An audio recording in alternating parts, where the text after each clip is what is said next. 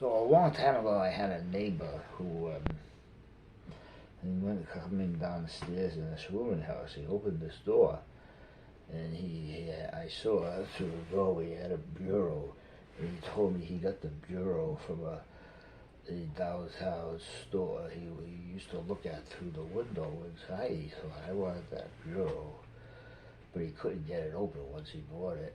And later he got it open, and he found two manuscripts, and he thought he'd start a new form of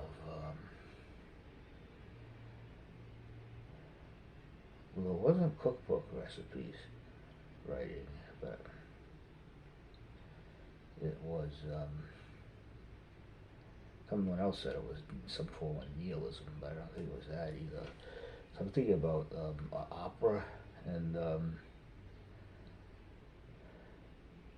way to set up fields.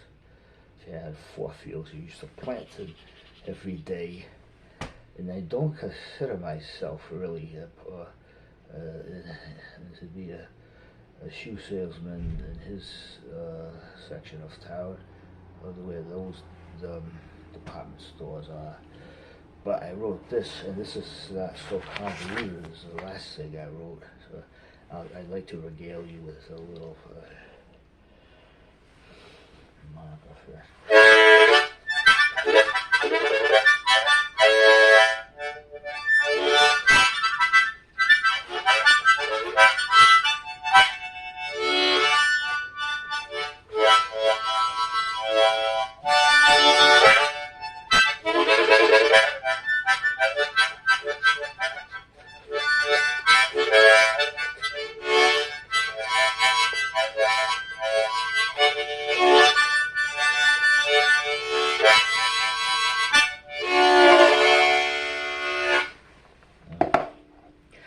I woke that morning naked as a bee returning empty-handed toward its angry hive, searching with a snot-riddled, blind to the world, outside pair of hands for whatever pair of socks and gallows cobbled pair of shoes I might or might not come across. Sleep had come to me a few or 7 hours earlier, as if it were a simile of proposition, whereof it could find no predicate to compare with its object of gossamer person matter, balanced between lifeless toolsmanship and sentient being. Excepting for the sword it each next morning swallowed into the bucket of verse-reciting spittle outside my cracked-open rooming house door.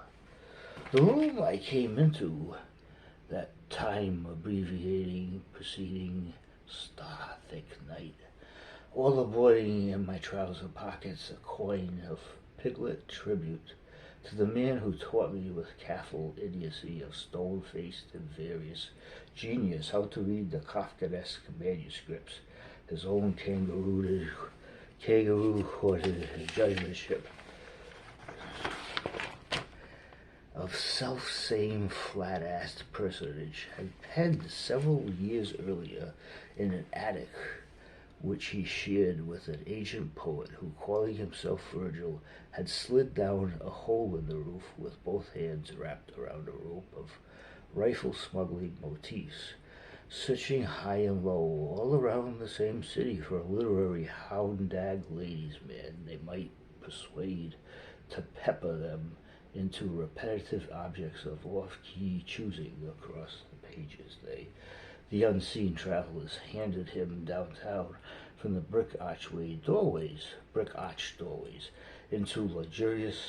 led into luxurious snake pits of ghostly attired reprobates living upstairs from each station's stairway. And then there was the rub. what to do after breakfast at hearing if he found himself suddenly without a middleman. That's completely different from the last book I started writing.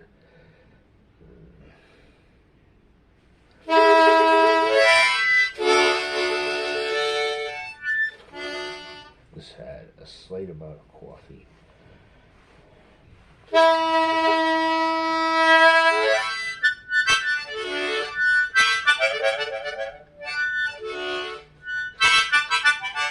I'm yet to know where I'm going with this, but that's where I started with.